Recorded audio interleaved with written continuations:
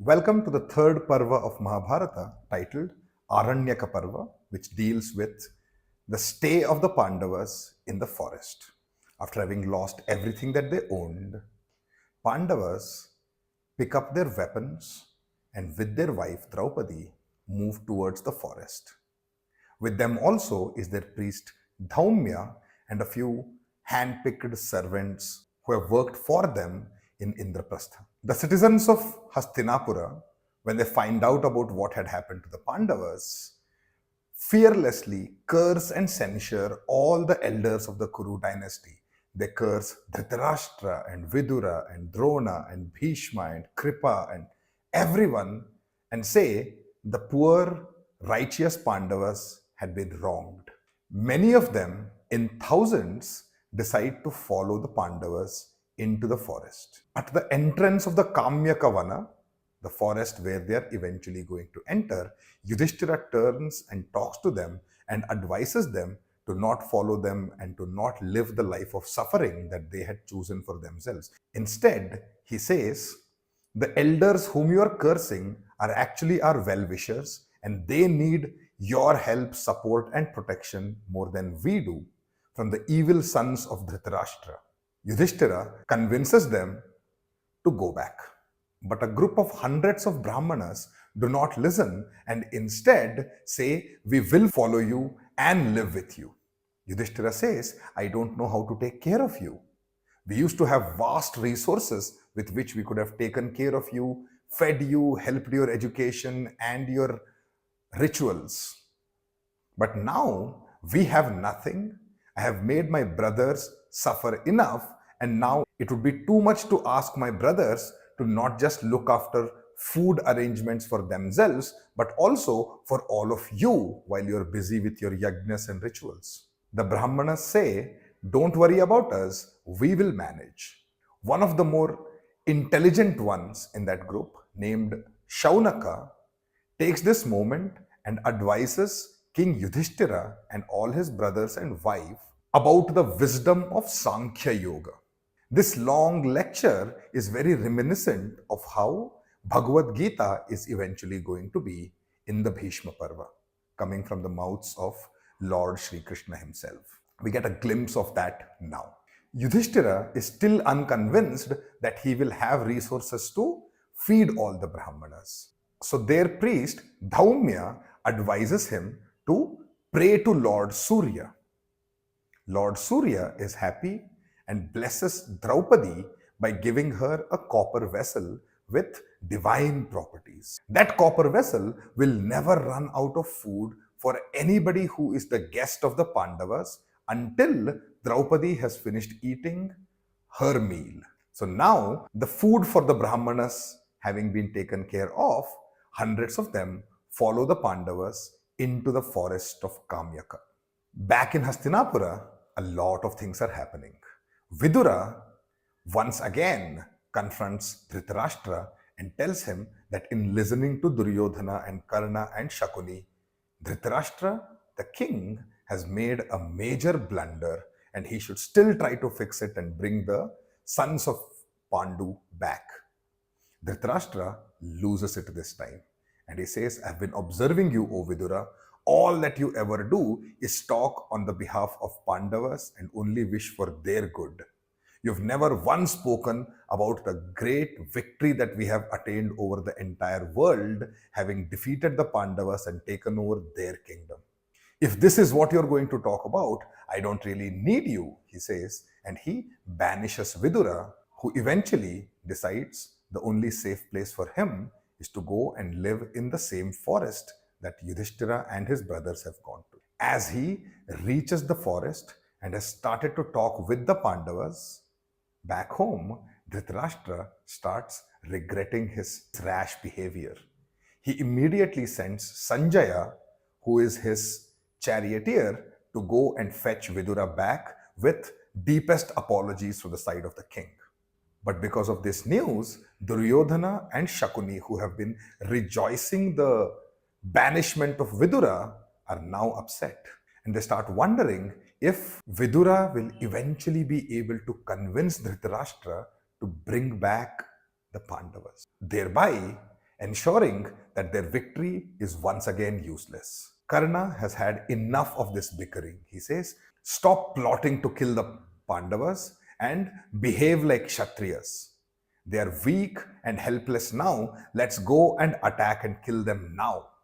And as the Kaurava army starts getting ready, Krishna Dvaipayana Vedavyasa, who finds out this is going to happen using his divine vision, immediately reaches Hastinapura and starts advising Dhritarashtra to control his wayward son and to stop this madness. Along with Vyasa, there was another sage called Maitreya who had come. And he tells a few stories. Maitreya feels ill-treated by Duryodhana, who has not been paying attention to all the stories that he has been telling to warn him. In fact, he wanted to tell the story of Kirmira, but Duryodhana was not paying attention and was almost cursed. Maitreya walks away without telling the story of Kirmira, but Duryodhana is curious.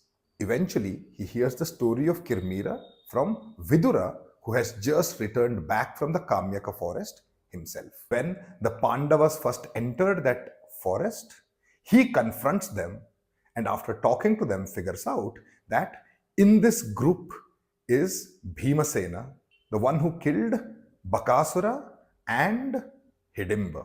Hidimba is Kirmira's friend and Bakasura, whom Bhima had killed in Ekachakra, is Kirmira's brother. And he has always been seeking vengeance upon Bhima.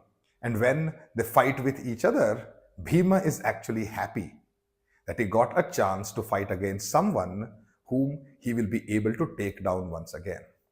In due course, after a ferocious war, Bhima ends up killing Kirmira, and now the forest of Kamyaka is the Pandavas to live in, with no one blocking their way.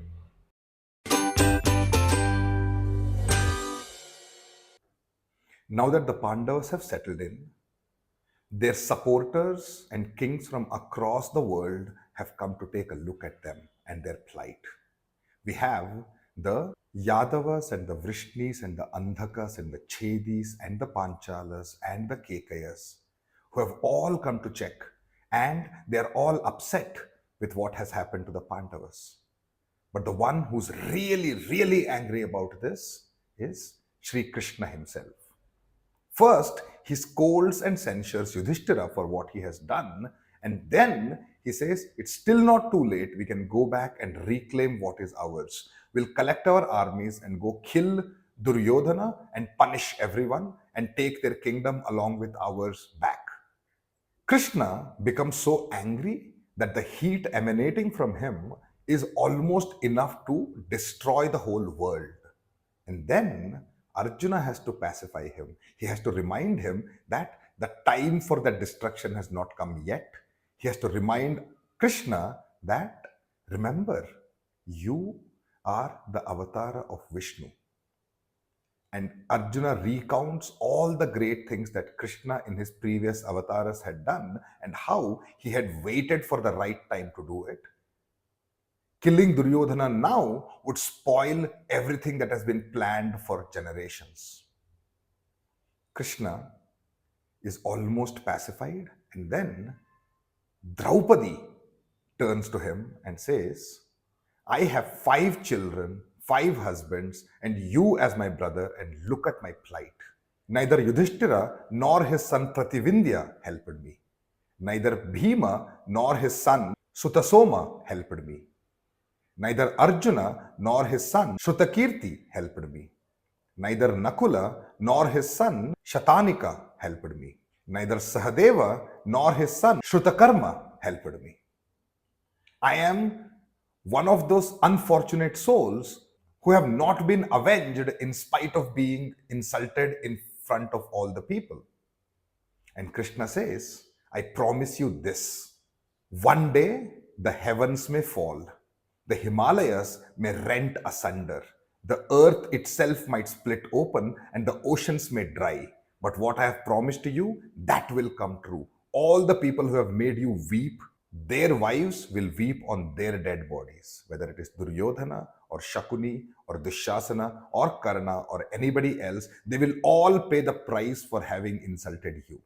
And once this promise has been made, Krishna calms down and then starts talking about the plans for the future. But Draupadi is still confused. She asks him, "Why did you not come? Why were you not invited to that sabha? It looked like all the other kings were there." And Krishna says, "If only I was there, I would never have let that gambling match happen. Even if the gambling match had happened, I would have convinced Dhritarashtra to stop it before it got out of hand.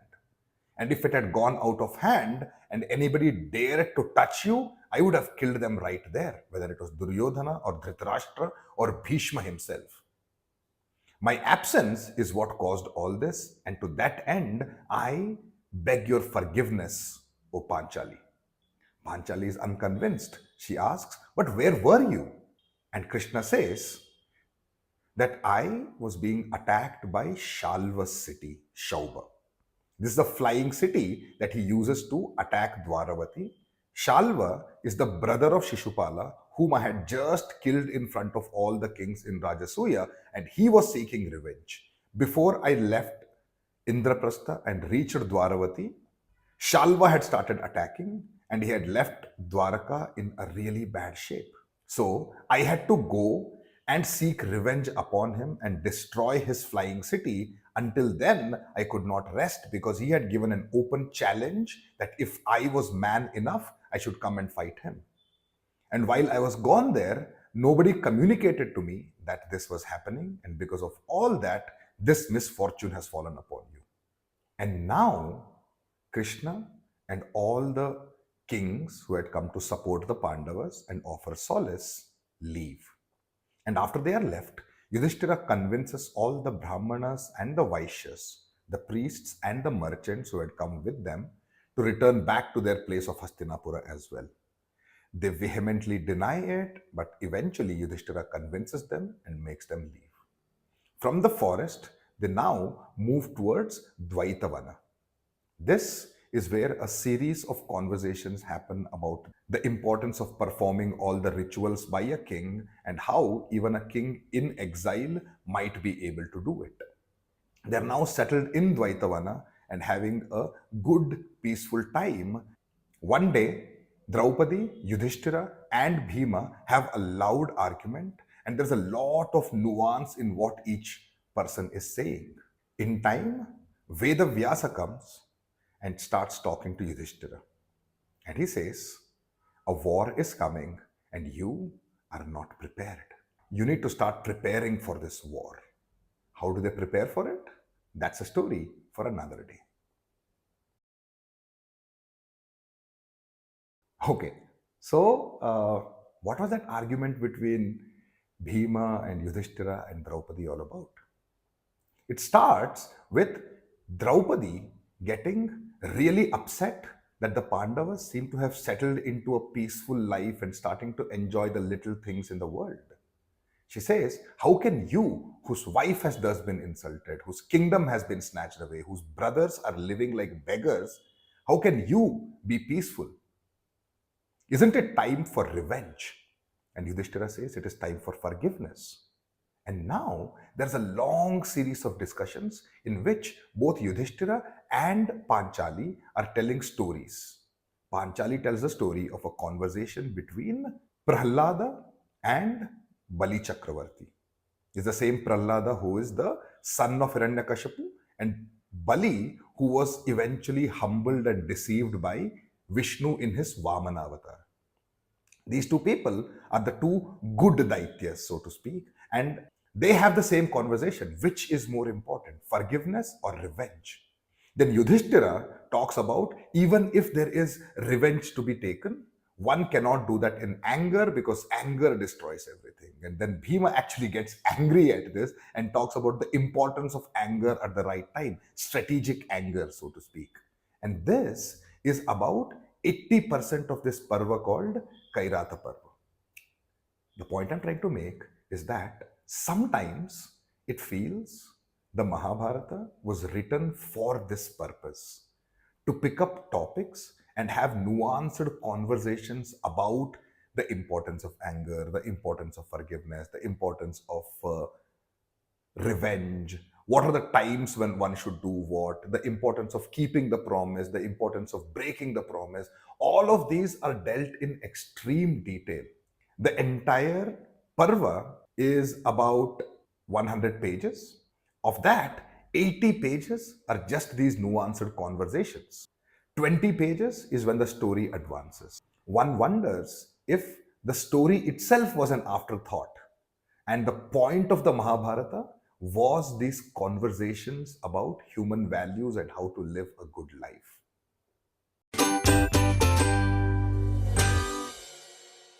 Vyasa has given some advice to Yudhishthira and he has passed it on to Arjuna. Vyasa wants them to go and collect some divine weapons from the gods. Prepare for a war that is coming because you will not have enough support after 12 years. Duryodhana would have collected all his support from all the people around the world, and you will be left wanting unless you have all the divine weapons. Arjuna is more than happy to go and do this job. He sets off towards the same Kamyaka forest on the banks of river Saraswati from where they had come to this Dvaitavana now. And as he sets off there, he is in search of Indra, the king of gods. Before long, Indra, disguised as a Brahmana, comes and sees Arjuna.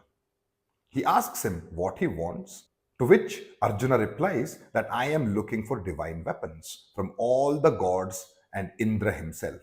Indra says, first you need to prove your worth by collecting the Pashupatastra from Lord Shiva himself. Shiva is called Pashupati, the protector of animals. Go to the Himalayas, seek Lord Shiva and find the weapon that you need. And once you have done that, come seeking for Indra. Arjuna says yes and sets off towards Himalayas. In the Himalayas, near a forest, Arjuna starts performing a penance. Many months pass and he is performing a most powerful tapasya. In fact, his tapasya is so powerful that all the sages and celestial beings are worried about what he wants. They rush to Shiva and say, we are scared that he might ask something that is too powerful to you, because why would someone perform a penance this big? Shiva smiles and tells the sages, don't worry, he is neither seeking the heavens nor is he seeking to become overpowered. I know what he wants and I am going to end his tapasya now by granting him his wish. So, dressed as a Kairata or a hunter living in a forest, Shiva approaches the forest. The moment Shiva enters there, the forest goes silent. All the animals and birds who were making noises there, the forest itself, where the trees were buzzing and the winds were blowing, everything comes to a complete silence, to the point where Arjuna opens his eyes and his tapasya is broken. And he sees a wild boar. This wild boar is Mukasura, who is running in front of him. Arjuna picks up his bow and an arrow and shoots the wild boar and runs towards it. When he reaches there, he sees there are 2 arrows on it, and another hunter has come to claim the boar. They both start arguing about who hit it first. Arjuna is angry that some random hunter has taken his prey away, whereas the hunter is angry that some random tapasvi has taken his prey away. They first have a war of words and then decide they are going to fight for it. Arjuna and the Kairata, which is Shiva in disguise, have a fight of bow and arrows, and soon Arjuna is tired. He is not winning and he is surprised. Call it confidence, call it arrogance, but the moment Arjuna starts losing, that is when he starts thinking, oh, maybe this is Shiva. What other human being can defeat me in a fight of arrows and bow? And then the hunter actually wins. Arjuna falls unconscious, and when he wakes up, he realizes that it was Shiva himself. Shiva asks him what he wants, and Arjuna says, I just wanted to look at you, and I wanted your help to win the war that will come in the next 13 years. Shiva gives him Pashupatastra, his favorite weapon, and tells him that this can destroy anything, kill anyone, and can be set upon the enemies by either a bow or by sight or just by thought. Bear this in mind because one day it will come useful. With Shiva's Pashupatastra in his hands, Arjuna feels like he has already won the war that is to come. Once Shiva has left the forest, all the other gods, along with Lord Indra himself, come down to that forest. We see Indra, we see Yama, we see Kubera, we see Varuna, we see Vayu, and we see many other celestial beings like Gandharvas and Guhyakas. They've all come to honor Arjuna now that he has received the great honor of Pashupatastra from Lord Shiva himself. They all give their weapons. Indra gives him the Aindreya weapon, Yama gives him the Yami weapon, Vayu gives him the Vayuvya weapon, Varuna gives him the Varuni or the Varuna Pasha, and Kubera gives him his choicest weapon as well. Now Arjuna is all powerful and ready to take on the world, but he still needs to go to Indraloka and get something more. He thinks about a chariot that will take him there, and in front of his eyes appears that chariot, ready to take him to Indraloka. What happens there? That's a story for another day. 2 points about this story. One is the irony of Shiva, who has 1,000 and more names, to appear as Pashupati and give a Pashupata weapon immediately after having killed an animal, even though it was disguised as demon. But more importantly, this story is one of the most often quoted story of Arjuna. This story is also converted into a great Mahakavya called Kiratarjuniyam, written in Sanskrit by the great poet Bharavi. This poem is believed to have been composed in the 6th century and just picks up this small prasanga or story and expands upon it with some great descriptions of nature, great descriptions of fighting, and overall the conversational quality of what happens between the Kirata, that is Shiva, and Arjuna is the essence of this Mahakavya. At some point, I want to do an entire series of episodes covering this Mahakavya, but that of course is a story for another day.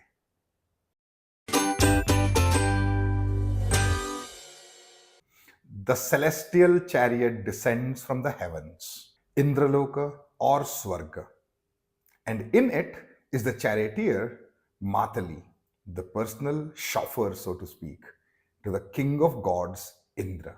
This is one of the greatest chariots in the world, and very few people are allowed to even see it, let alone sit in it. If you are Indra's enemy, this is the last thing you see before your city is destroyed. If you are Indra's closest friend, you still may not get a seat in the chariot. Arjuna ascends such a chariot and travels towards Indraloka, and on his way, he sees many other lokas. Now he has a different point of view. Matali is a good guide as well. He takes him around and shows him how the stars look from the firmament, what regions are inhabited by what people. He shows them rivers, how they look from up above. He shows them mountains. He shows them various lokas, so to speak, which are given to various celestial beings.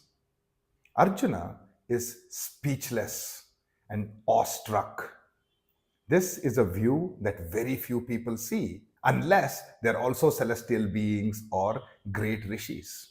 Thanking his luck that he got to experience this, Arjuna eventually reaches Svargaloka. In here, he is introduced to all the important gods, 30 of them, who are Indra's associates, so to speak.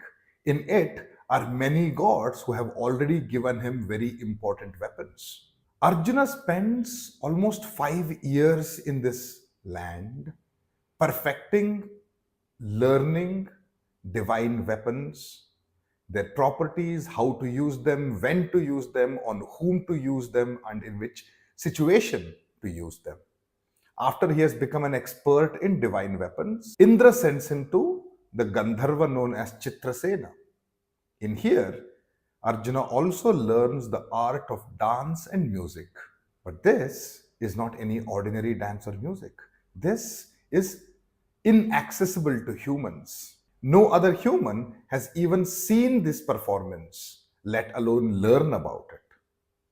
Once again, Arjuna realizes how lucky he is to get access to all of this. There is another story told of Urvashi. This is not part of the main critical edition, but this is an interesting story all the same. Urvashi approaches Arjuna and expresses carnal desire to unite with him. But Arjuna is confused. Urvashi is Indra's Apsara. And because he is the son of Indra, that means she is like a mother to him.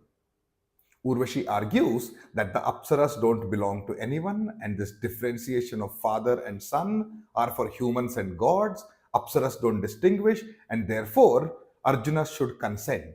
Arjuna is still uncomfortable and says no, and Urvashi is furious. She has never once been refused.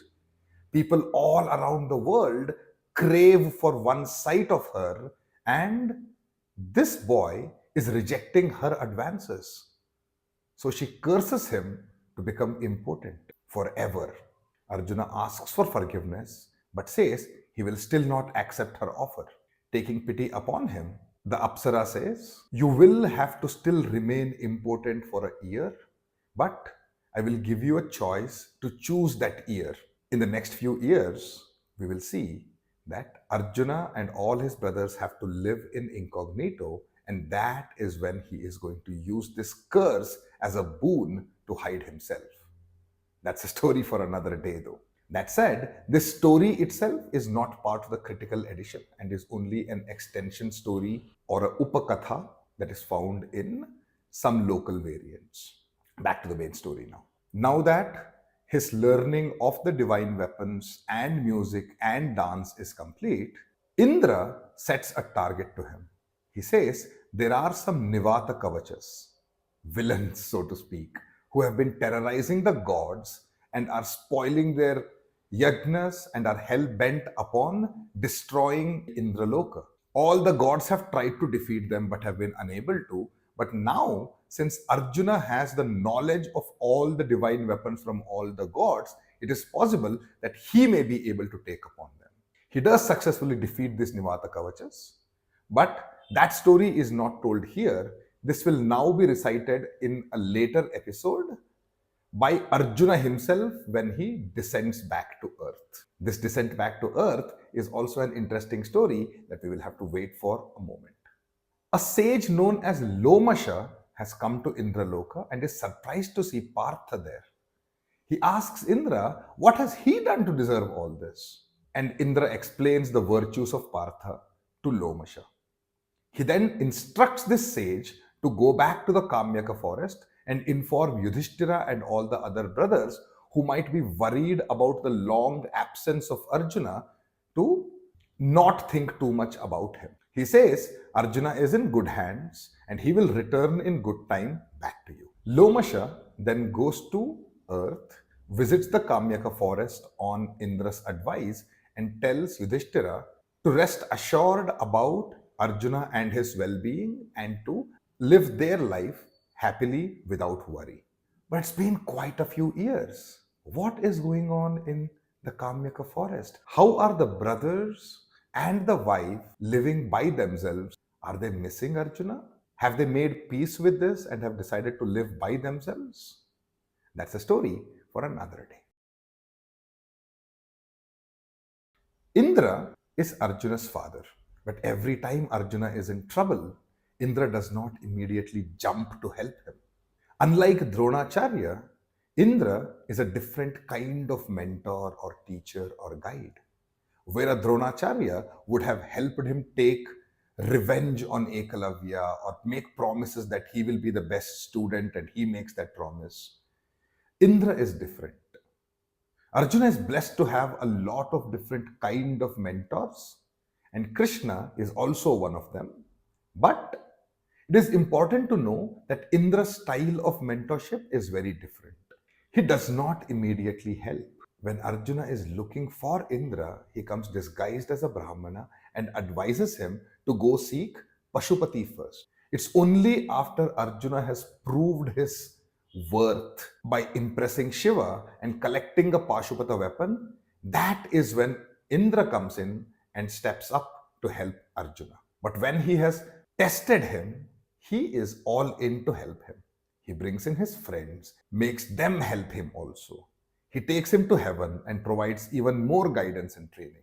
He makes another test by sending him out to fight the Nivata Kavachas. Long story short, Indra's way of mentorship is first test and then trust. There's an entire video I have about how Arjuna had a wide variety of mentors and what impact they had on his life. That video will be linked here somewhere that you can get to it.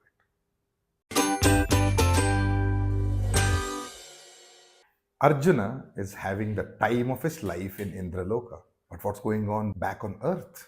Dhritarashtra hears about what's happening in the Kamyaka forest through his spies.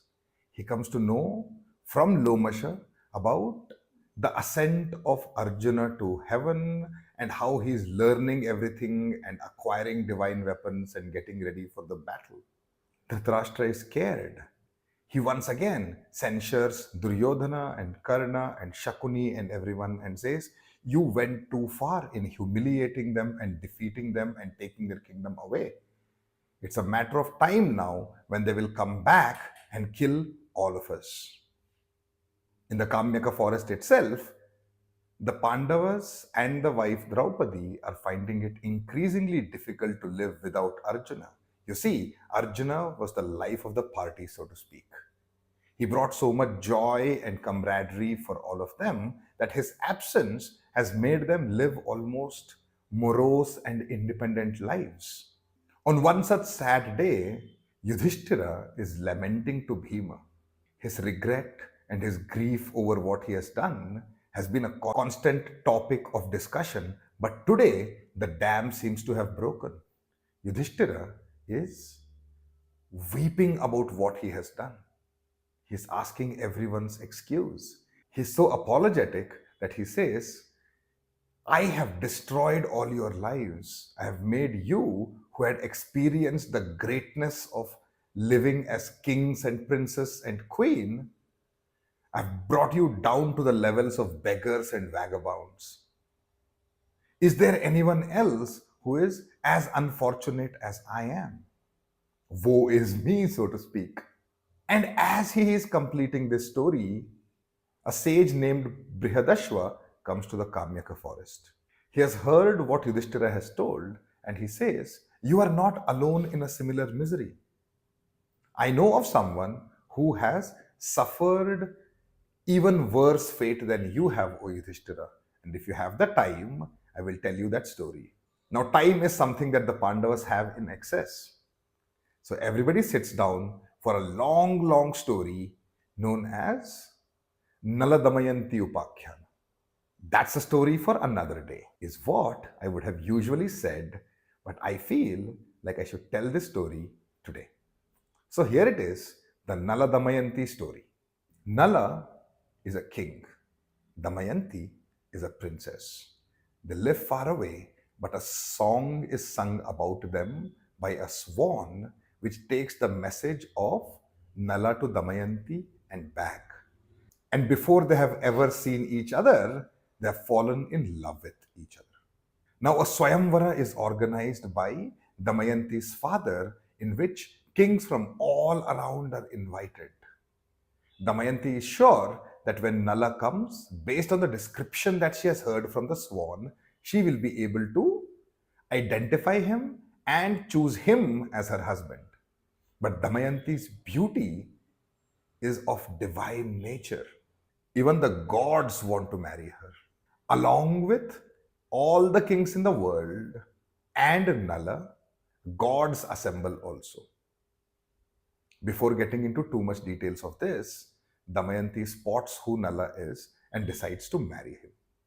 It seems like Nala and Damayanti are going to lead a good life. They have children and they're settling into marital bliss when one day their love and life is destroyed by Kali. Nala plays a game of dice and loses everything. Not only does he have to go into exile, he's transformed into an ugly dwarf and he is left to serve a king known as Rituparna. Damayanti believes that Nala is dead and in separation she is raising their children with no hope of ever seeing Nala again. After many tests and trials of their virtue and love for each other, finally Nala and Damayanti are united. And in the classical Indian Natya Shastra way of telling a story, in spite of all the problems they have faced, there is always a happy ending. Nala finds Damayanti, regains his kingdom, and they live happily in love ever after. A story as important as Nala Damayanti's has obviously found a lot of interest in later writers also. Multiple movies have been made about this, multiple poems and stories have been written. This also acts as a sort of a moral story for children. But the one poem that stands out is Mahakavi Sri Harsha's rendition known as Naishadhi Charita or Naishadhi Charitam. It follows almost the entire plot exactly, but also takes a few poetic freedoms. It's a Sanskrit Mahakavya told in 22 sargas or 22 chapters. Among the Sanskrit Mahakavyas, of which there are 5 or 6 depending on whom you ask, this is one of the top and the most well respected ones, and this is something I would strongly advise you to look into. Of course, when I have the time, this Mahakavya and its creation and what is in it in detail is going to be a story for another day.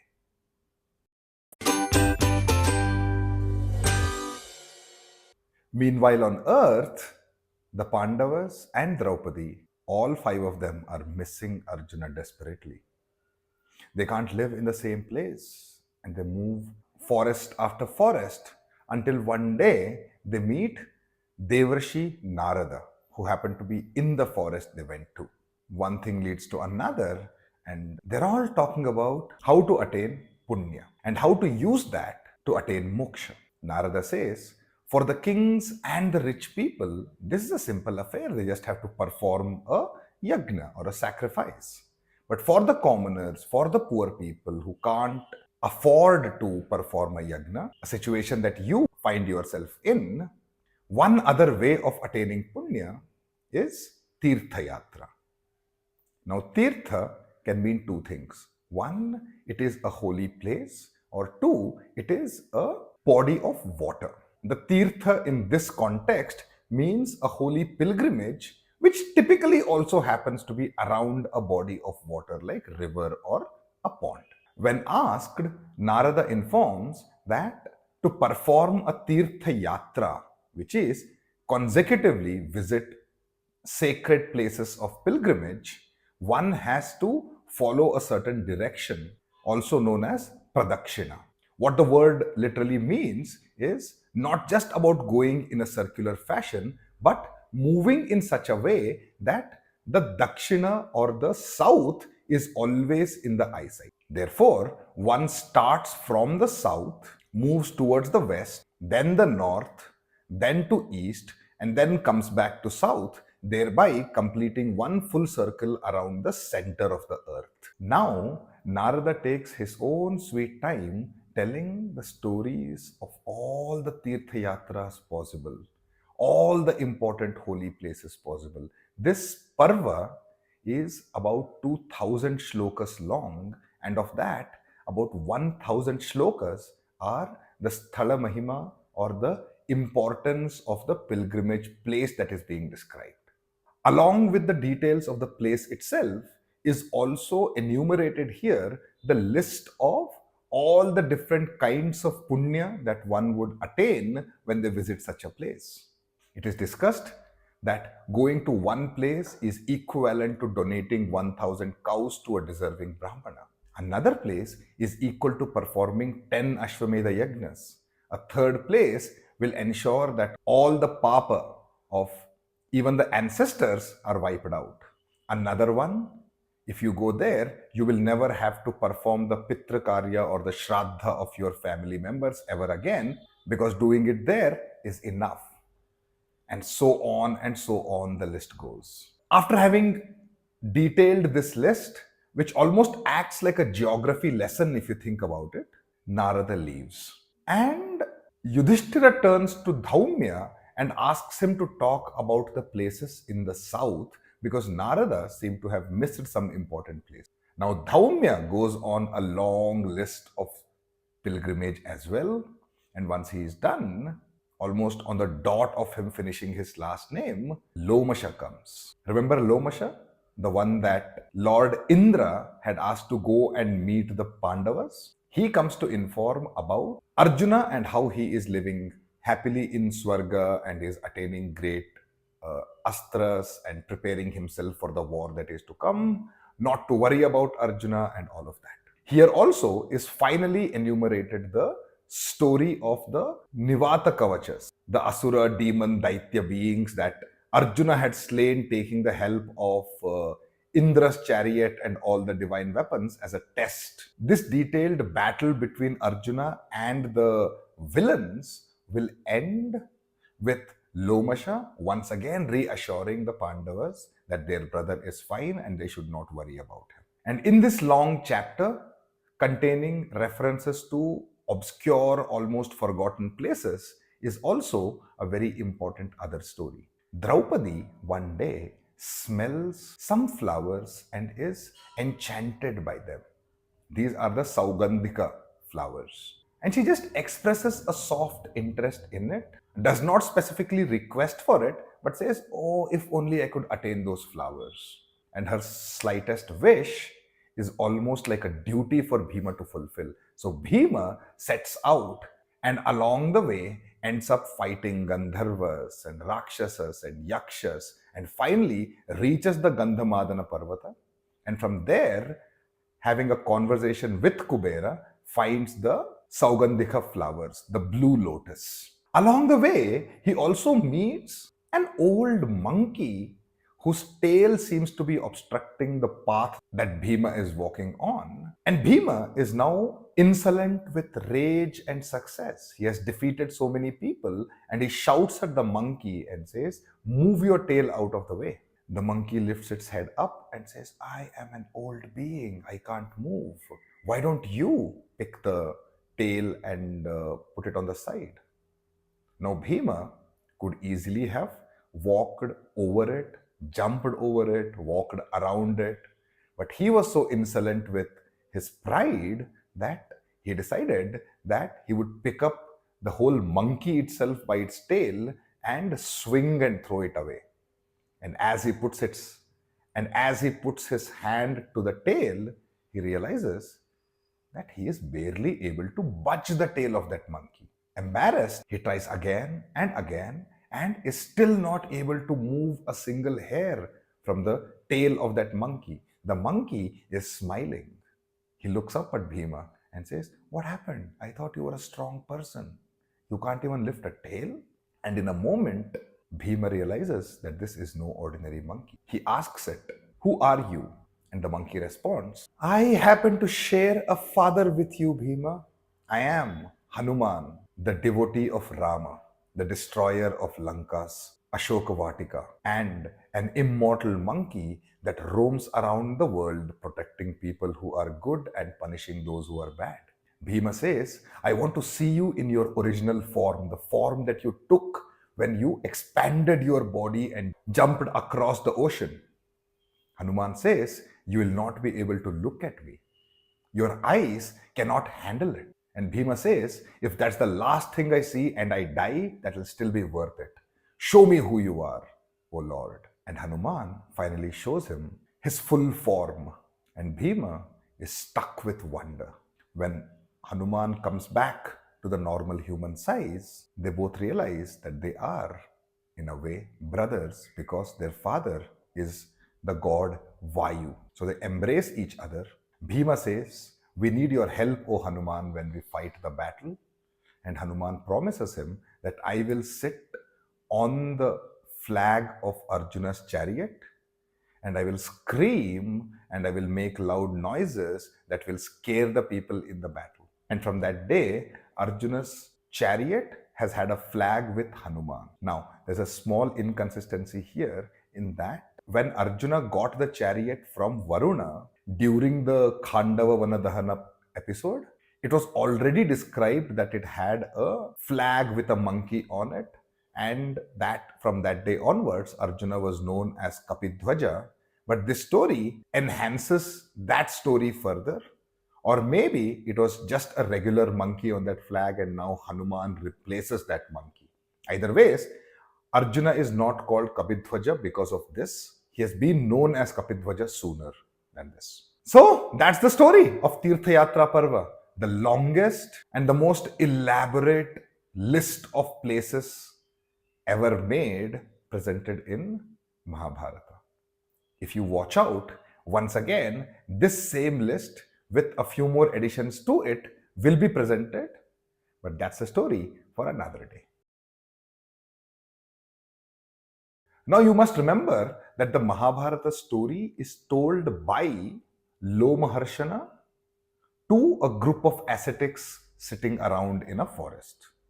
But he is telling a story that has already been recited by Vaishampayana to Janmejaya. So already we are 2 levels deep into the he said and then he said. I found this very interesting because when Narada is telling the list of all the pilgrimages, he is actually giving you a list as told by Muni Pulatsya to Bhishma. So basically, Lomaharshana told the group that Vaishampayana told Janmejaya, that Narada told Yudhishthira, that Pulatsya told Bhishma that this is the list of pilgrimages and here it is. I could not obviously memorize all of these, so here it is. The list of pilgrimages in Tirtha Yatra Parva are Pushkara, Prabhasa, Dwaravati, Vinashana, Rudrakoti, Kurukshetra, Mrigadhuma, Naimisha, Saptasaraswata, Prithudaka, Samnihiti, Shakambari, Suvarnaksha, Varanasi, Gaya, Shalagrama, Rishabha, Gokarna, Prayaga, Gandhamadana, Kailasa. This is still a very small list, by the way. The list is much longer. Some of these places are obscure, some of these are well known, but there it is, Tirtha Yatra list for you should you ever want to start from the south and make a full circle of Bharatavarsha.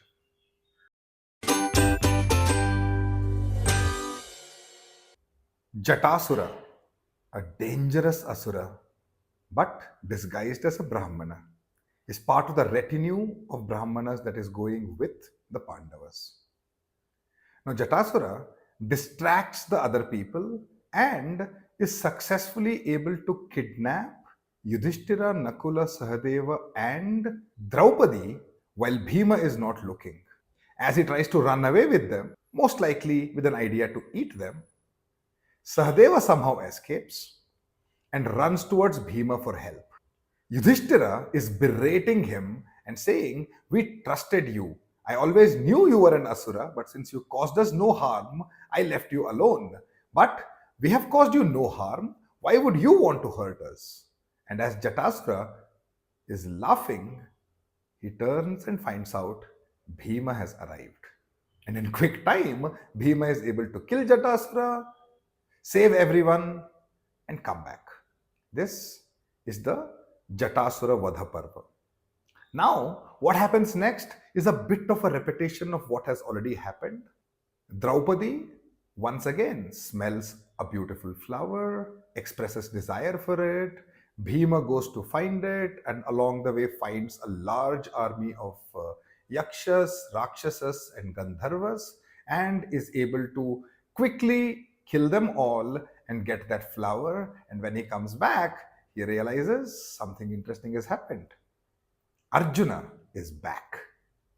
Arjuna regales the brothers and the wife with stories from the Indraloka.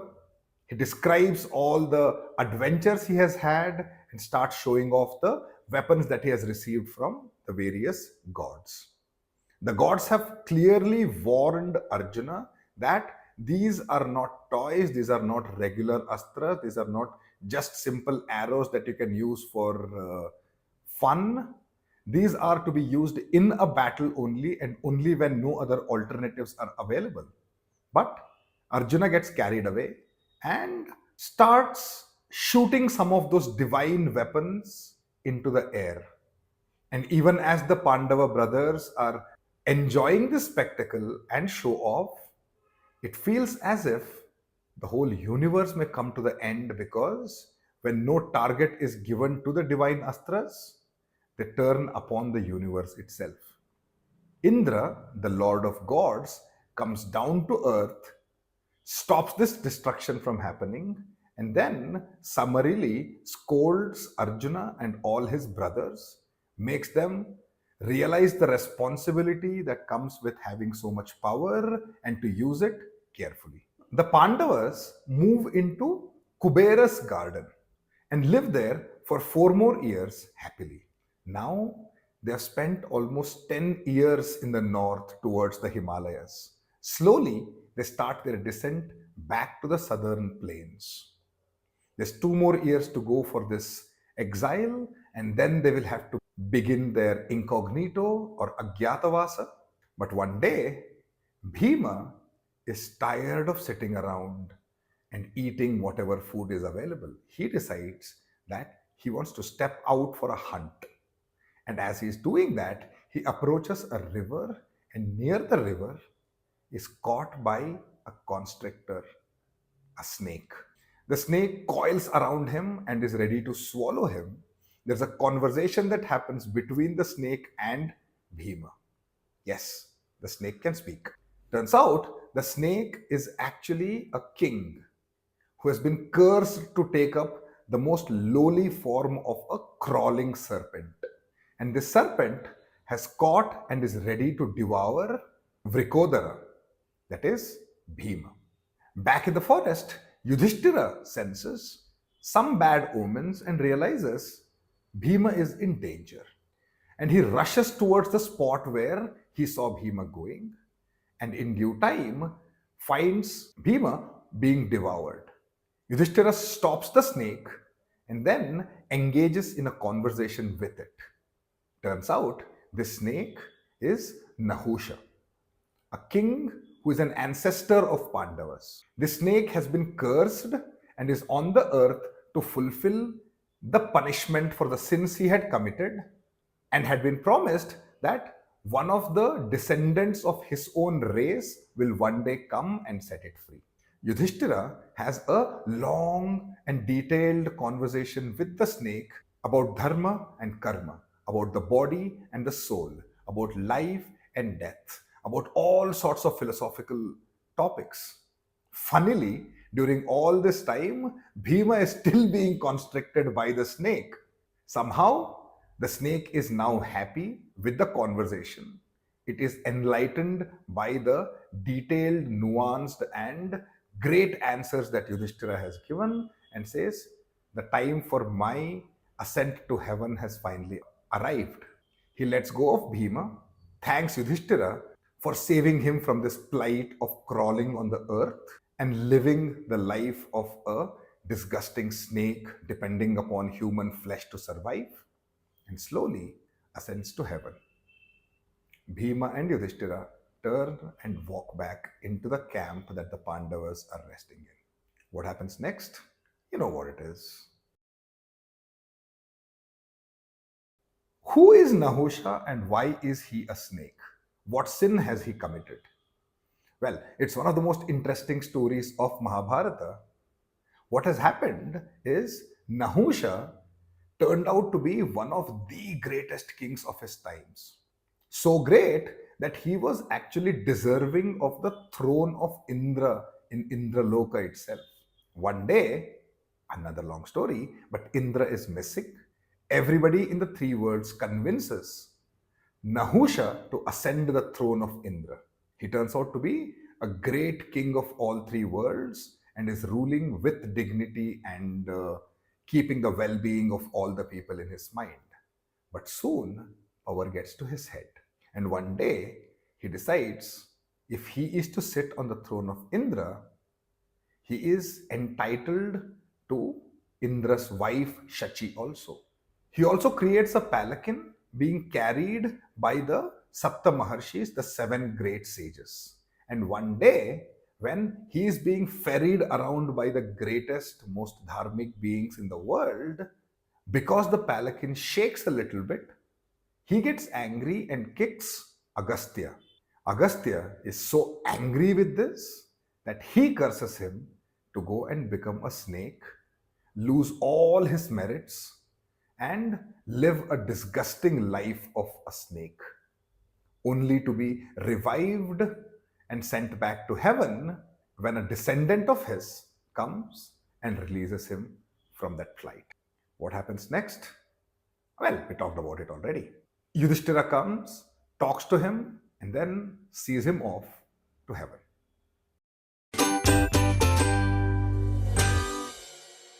Now that the Pandavas have settled down in the Kamyaka forest, one day Krishna along with Satyabhama come to visit them. Krishna has all the updates about what is happening in Dwaraka.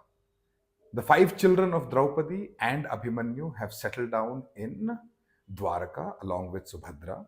Krishna updates how their education is going on, how they are learning well with each other, and how he himself is taking time to teach them the art of warfare and diplomacy. While this conversation is happening, an ancient sage called Markandeya arrives in the forest.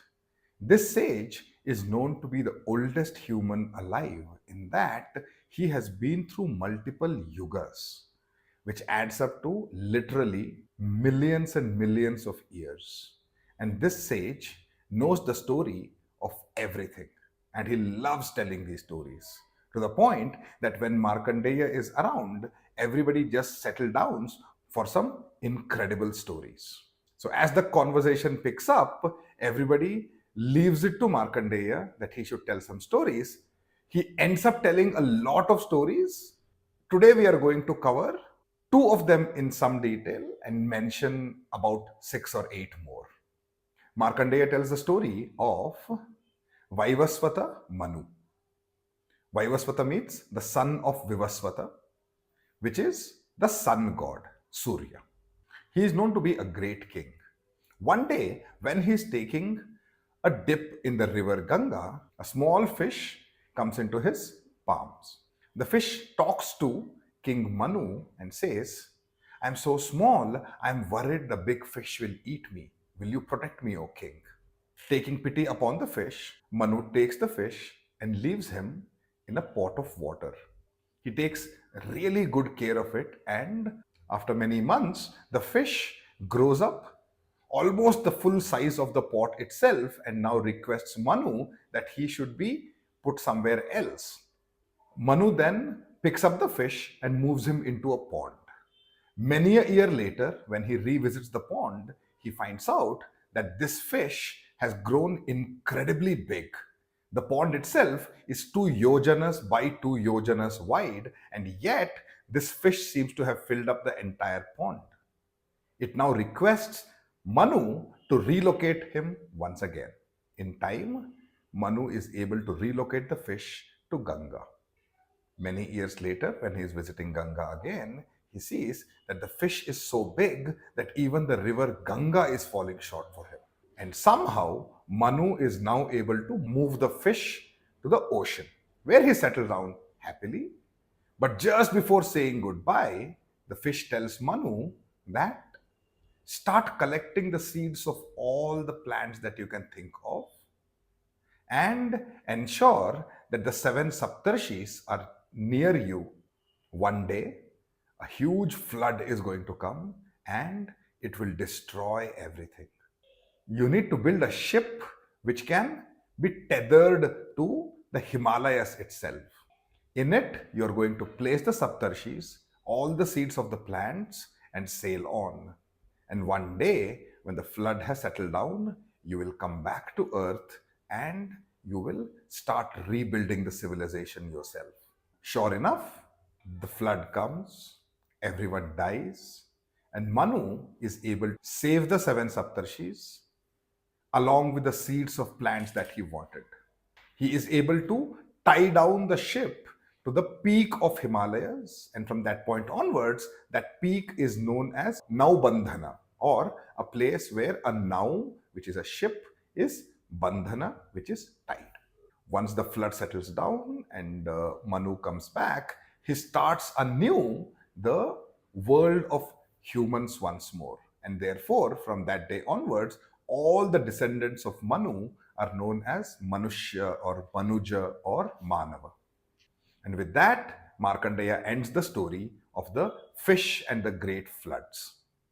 And when asked how long he has lived and what all he has seen, Markandeya takes the opportunity to talk about how the earth and the universe is built into a circular formation of eras or yugas. He tells that there are four yugas. The first one is called Satya Yuga or Satyuga or Krita Yuga. The second is called Treta Yuga. The third is called Dwapara Yuga. And the fourth one is called Kali Yuga. He describes how dharma takes form in different eras and how in every era 1/4 of dharma keeps reducing. So if Satya Yuga or Krita Yuga had the full dharma, the second one, Treta, has 3/4 of it, Dwapara has about half, and Kali Yuga has 1/4 and tending towards zero. The yuga that we happen to be in, according to Markandeya's description, in the current day is the Kali Yuga. Between every transition from one yuga to another, there is a full long period of nothingness. And that transition is known as a sandhya or the meeting or the sandhi.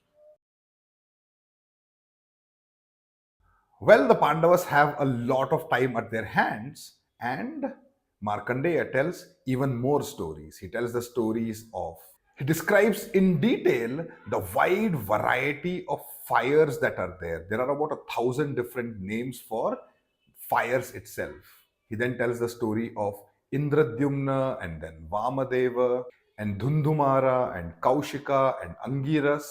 And then he goes on to tell the story of Skanda, or the one who's more popularly known as Devasena or Kartikeya or Kumaraswamy, the son, the first son of Shiva. The story of the birth of Skanda is very interesting in that he is considered simultaneously the son of Shiva, Kamadeva, fire, Ganga, and 6 women. This Skanda goes on to become the commander of Indra's army and is able to defeat the Danavas who've been attacking Indraloka. Kartikeya's story and all the accompanying ganas that are there with him is enough to fill a 6-hour long video. Suffice to say that Kartikeya is the single most important and powerful fighter that is described in Mahabharata. Someday, if we have the time, we will go through the list of all kinds of ganas that are there with Kartikeya. But that would be a long story for another day.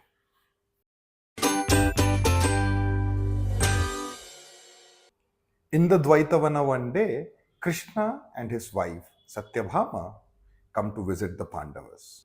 And while the men are outside the tents creating strategies for how they are going to get the kingdom back, the women, Satyabhama and Draupadi, get to talk to each other. This forms what is called the Draupadi Satyabhama Sambada Parva, which is the conversation between Draupadi and Satyabhama.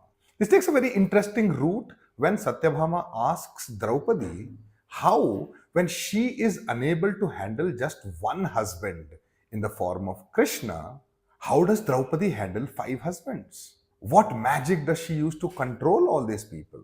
And Draupadi takes Satyabhama to task and she says, that is not the way to control your husband.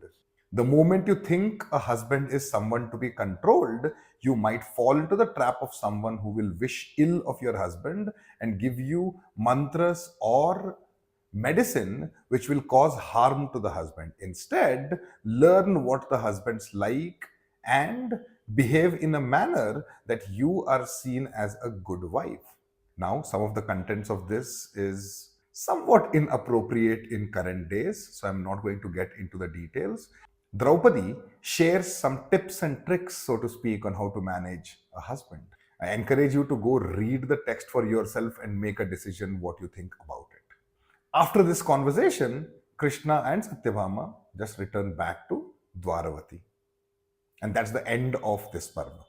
Back in Hastinapura, Duryodhana is very interested to find out how the cousins are living, how they are suffering, how they are reduced to a shell of themselves. So he asks Dushasana, when can they go and check out the plight of the Pandavas? Karna, who's also around, says, one way to do this is to go to the forest where the cows are being prepared, the cows of Hastinapura, that is, and then, in the guise of inspecting them, look around, find the Pandavas, and then kind of insult them and mock them about the plight they are suffering. Then, after seeking permission of Dhritarashtra the king, all the Kauravas and Karna, along with his son, go to the forest. As this retinue of princes is going to the forest, the servants ahead go and try to clear the path. Nearby the forest, there is a lake in which Gandharvas and their companions are bathing and having fun. These servants of Duryodhana instruct the Gandharvas that Kauravas are coming and they should immediately vacate the place and leave because the kings of this land are coming. Gandharvas are proud creatures, they are celestial and powerful. They will have none of this. All the servants who tried this lose their life because Gandharvas are very powerful as well. And because they felt insulted, these celestial beings bring together their army and attack the Kaurava army. In this, Karna loses a son and runs away. Duryodhana is captured and is about to be executed when the Pandavas who live nearby hear about this and rush to find out that their cousins have been taken captive. Yudhishthira instructs Bhima and Arjuna to help the Kauravas. After some conversation where Bhima opposes this decision of helping their enemies, they eventually get ready to do that. Between Arjuna and Bhima, they are able to defeat the Gandharvas and come face to face with King Chitrasena. Remember, Chitrasena is Arjuna's friend. Arjuna asks the Gandharva king, what happened? Why are you chastising Duryodhana? What harm has he done to you?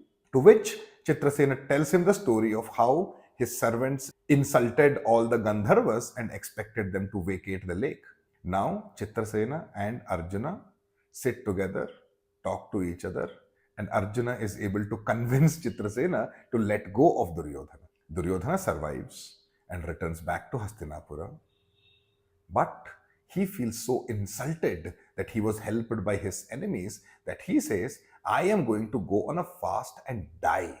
Shakuni tries to convince him, Karna tries to convince him, Dushasana tries to convince him, Dhritarashtra tries to convince him, and it takes a lot of time for eventually the priests and the noblemen of the land to convince Duryodhana that he has to survive.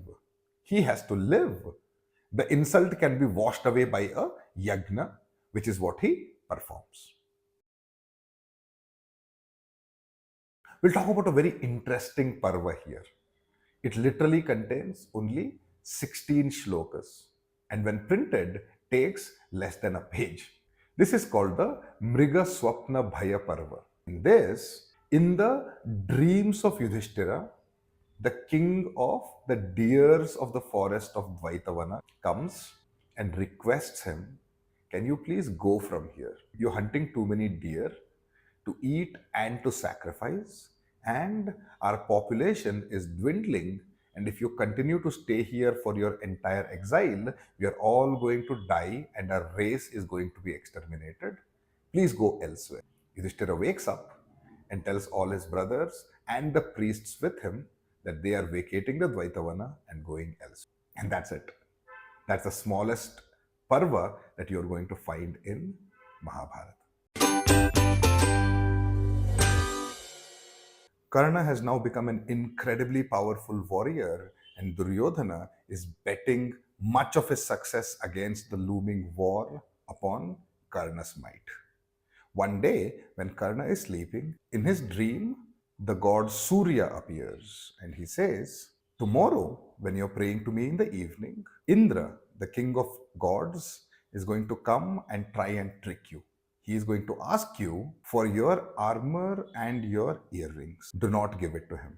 At least, do not give it to him without asking for something in exchange." In fact, Surya, the sun god, teaches Karna the exact words to use on how to praise the sun god and how to negotiate for what he wants. He says, "Tell Lord Indra that you are the one because of whom it rains. You are the one because of whom life exists on this earth. And without you, all three worlds would be doomed. You're used to giving, not receiving. So when you ask me to give something to you, please give me something in return, the Ekagni Shakti weapon, which will help me conquer Arjuna. Say this to Lord Indra, and then you'll have something worthy in exchange for what you're giving up." So, in the evening, when Karna is praying to Surya, Indra appears, but disguised as a Brahmana. We know he does this often. He asks Karna to give him something. Karna, without recognizing who he is, offers various other things. He says, "Do you want cows? Do you want horses? Do you want land? Do you want gold? Would you rather take me as your servant? Would you want me to give you all of my kingdom? Or I could sacrifice my own head, cut it off and put it at your feet right now. Tell me what you want." And Indra responds, "I don't want all of that. What do I do with all of that? I'm here to seek in arms your armor and your earrings, your kavacha and your kundalas." And instantly, Karna recognizes that this is none other than Indra himself. So, in response, Karna says, "How can I give my armor away? It's not like a physical metal object that I put on my body. It is a part of me. It's like my skin itself. I was born with it and it has grown with me. You're asking me to peel off my very skin and give it to me." Indra will not have anything else. He says, "If you want to give me something, give me that, or I will leave." Now, Karna says, "This is going to be a great sacrifice on my part. In return, can you give me the Ekagni Shakti weapon so that I have something to fight against Arjuna?" A deal is stuck. Karna takes off his dagger and peels his skin armor off, and even as it is bloodied, gives it to Indra. Indra, in turn, gives the weapon to him and tells him that you could kill Yama, the god of death himself, with this. Be careful whom you use it upon, because it's only going to work for you once and then come back to me. Karna smiles and says, "I know who I'm going to use it upon." "Why do you need the earrings?" asks Karna. And Indra says, "My wife Shachi has always loved the golden earrings in your ears, and that is why she wants it." Now, Karna cuts off the earrings also from his ears and gives it to Indra, and Indra leaves. This day onwards, Karna is known as Vaikartana Karna. Vaikartana is the act of peeling off or flaying off one's own skin.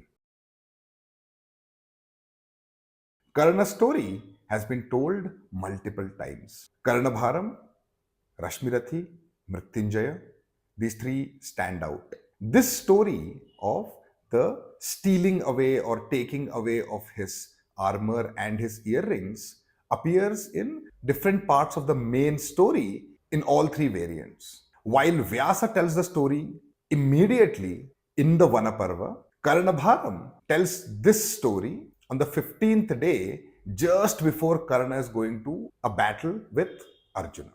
In Rashmirathi, this happens immediately after the Shanti Sandhana or the Udyoga Parva. In Mrityunjaya, this happens just one day before the beginning of the Mahabharata war. While the story remains the same, when it is presented in different positions, it conveys a whole different meaning It is sometimes presented as a great sacrifice, it's sometimes presented as a negotiated deal, and in sometimes it is just proven that Karna was tricked by the combination of Indra and Krishna working together in the benefit of Arjuna. But Vyasa's story, we know, happens immediately in Vanaparva, and there's not much subtext to that story at all.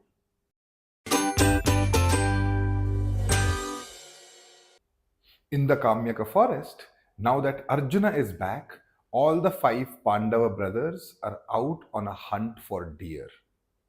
Draupadi is all alone, and a retinue of kings passes. It is headed by the king of Sindhu region, Jayadratha. This Jayadratha is the son-in-law of Dhritarashtra, having married the only daughter Dushala. So in a way, he is a cousin-in-law, so to speak, of Pandavas. His eyes fall upon Draupadi and he is enchanted by her beauty. He sends Kotikashya, a member of the retinue, to go and check who this beautiful maiden is and asks him to proposition to Draupadi from his side. Draupadi says, "You should not talk to me like that, but since all you kings are here with your small army, I welcome you to my humble abode, where you'll be the revered guests of Dharmaraja, and it is my duty to take care of you." So when all the kings come, once again, Jayadratha is taken in, and she says, "Why are you living with these beggars? They have no kingdom of their own, and they're making you live in this dangerous jungle amid a lot of suffering." Draupadi loses her cool and censures Jayadratha, and he says, "This is such disrespectful behavior. I have invited you to my house as a guest. You are misbehaving with me? If my husbands find out about this, you will be a dead man. Leave before I call them and they get a hold of you." Jayadratha is fully taken in, and he does something inexcusable.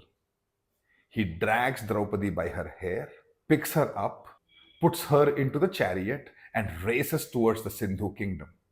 All the while, Draupadi is crying and warning Jayadratha to not do this. In the hunt, Yudhishthira senses a weird sounding bird which is a symbol of bad omens and realizes something wrong is happening. He asks all his brothers to rush towards the hut where Draupadi would be living. And his worst fear come true. They realize Draupadi has been kidnapped. They chase after the trail and in time are able to catch hold and defeat all the people who have been helping Jayadratha. Hundreds and thousands of kings and soldiers are killed. And before you know it, Jayadratha is at the mercy of Bhima.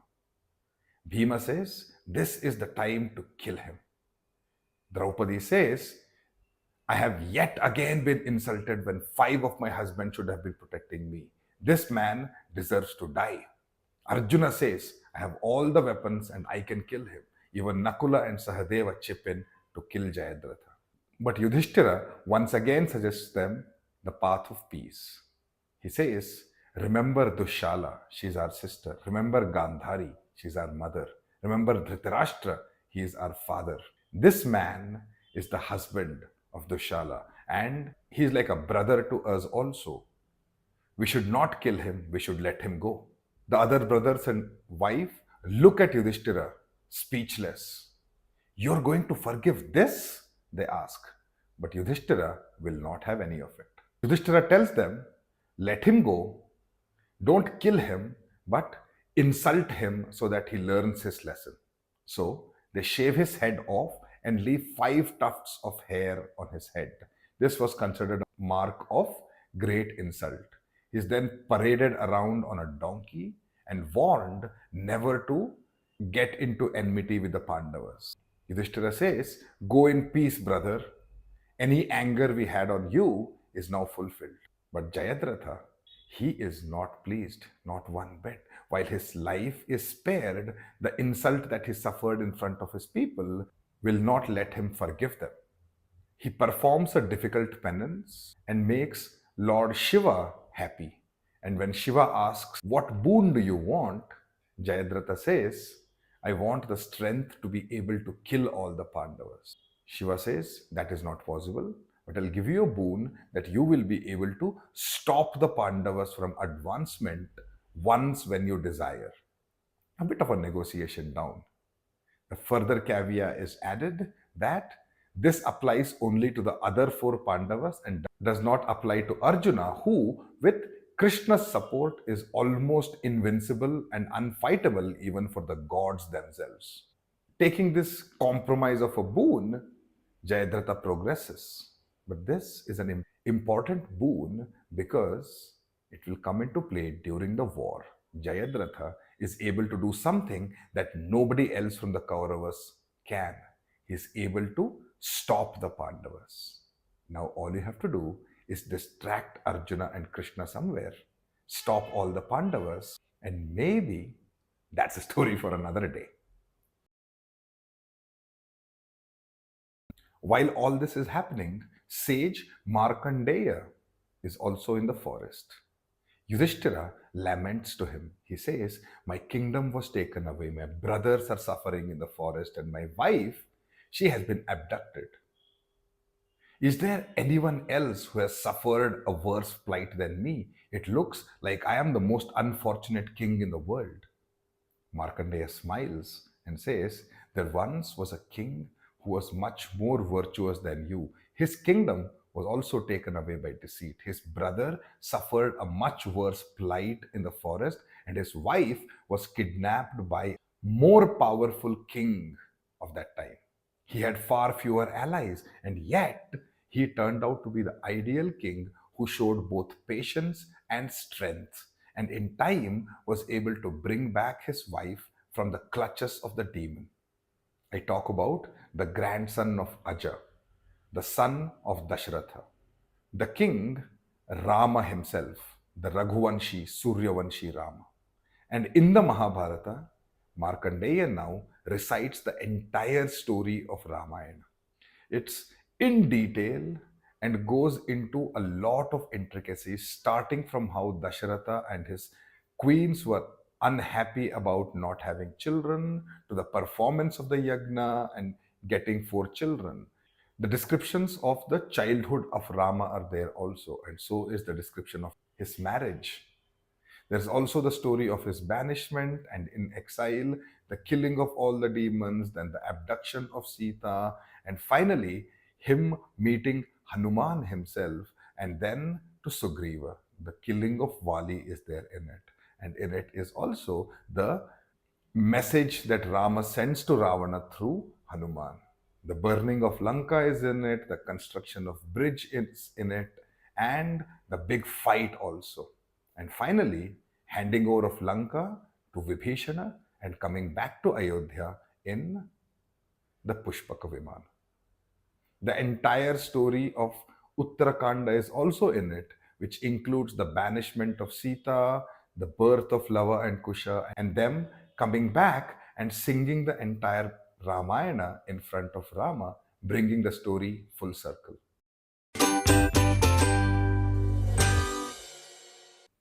In the Kamyaka forest, as the 12th year of exile is coming to an end, a very interesting incident happens. One day, when the Pandavas and Draupadi are sitting and talking, a Brahmana rushes to them and tells them that a deer has stolen away his kindling and churning rod that he had kept for lighting up fires for the yagna. He had kept it by the side of a tree.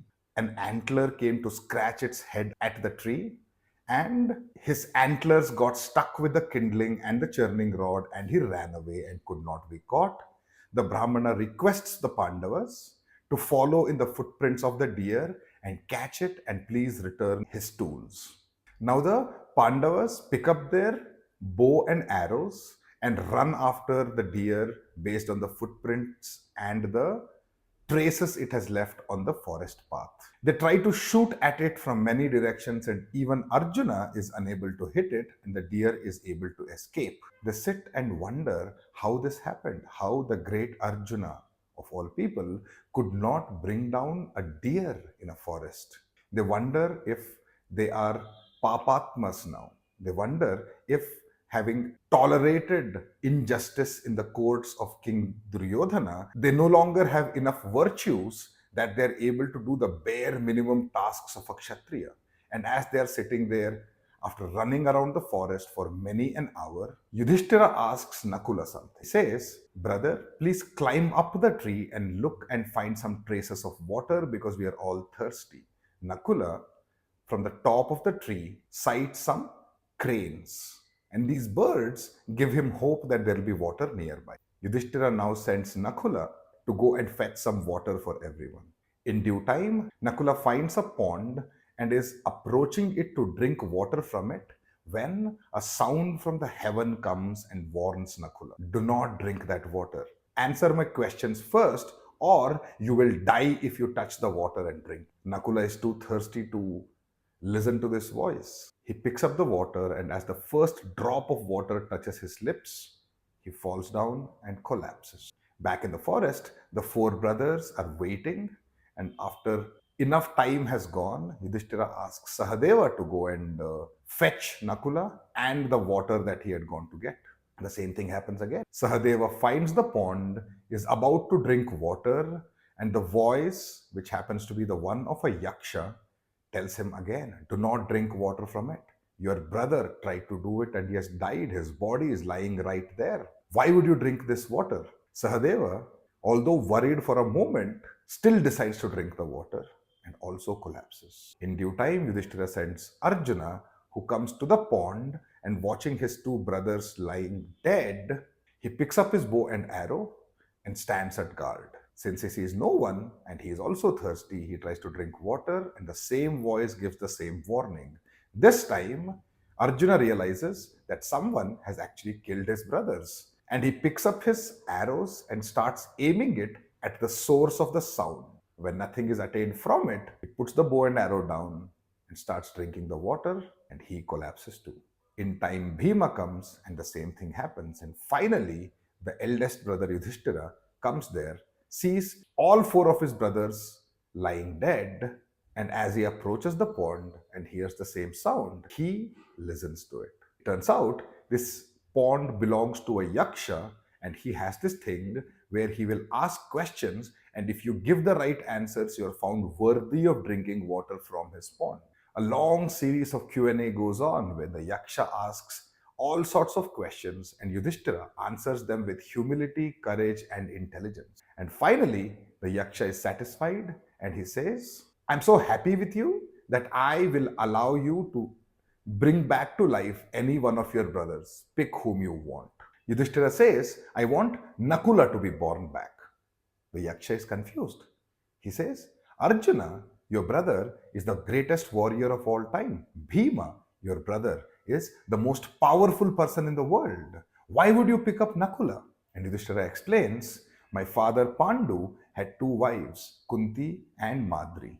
I, the eldest son of Kunti, am still alive. I would want another son of the second wife of my father to be alive also, and therefore I want Nakula." And this was the final test. The yaksha brings back all four brothers to life and says, "Yudhishthira, you will forever remain a dharmatma." Now Yudhishthira is confused. He says, "You can't be an ordinary yaksha. How could you take and give back lives of people? You have to be someone else. Tell me who you are."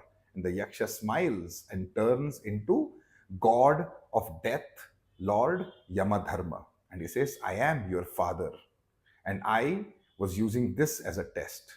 Now that you have passed the test and your brothers are back alive, ask me what boon can I grant." And Yudhishthira, ever the honest and simple person, says, "We came here to ensure that the Brahmana gets back his kindling and his churning rod. All I want from you is to help me retrieve and return that to the Brahmana." Yama smiles and says, "That deer was me, which is why you are not able to kill me. This was the beginning of the test. I have already gone back and returned everything that belongs to the Brahmana. Ask me something else." And Yudhishthira replies, "The 12th year of our exile is about to end. In the 13th year, we are supposed to remain in incognito and not be recognized. Give us a boon that we will not be recognized by anyone, let alone the spies of Duryodhana. Yama grants them the boon and says, if you walk straight into Hastinapura and into the kingdom and the courts of Duryodhana now, in your current form, they will still not be able to recognize you. I give you that boon. But I suggest you go and live in hiding in the kingdom of Virata.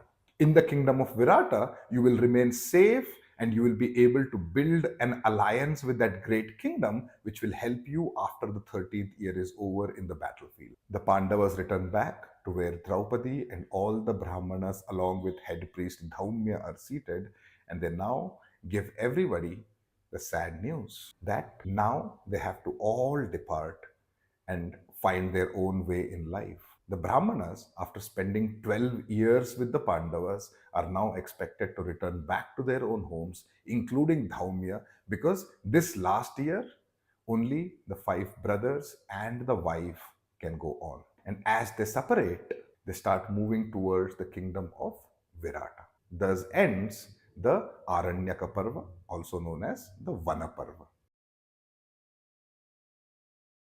While the conversation between the Yaksha, which is basically Yamadharma, and Yudhishthira, who is also known as Dharma, goes on for a long time and hundreds of questions and answers are exchanged, I thought I want to share with you today 3 which I found really interesting. One question that Yaksha asks is, Kim Ascharya, what is astonishing? To which Yudhishthira replies, every day humans see all around them hundreds of people dying and going to heaven, and yet they believe that they will live forever. And that is astonishing.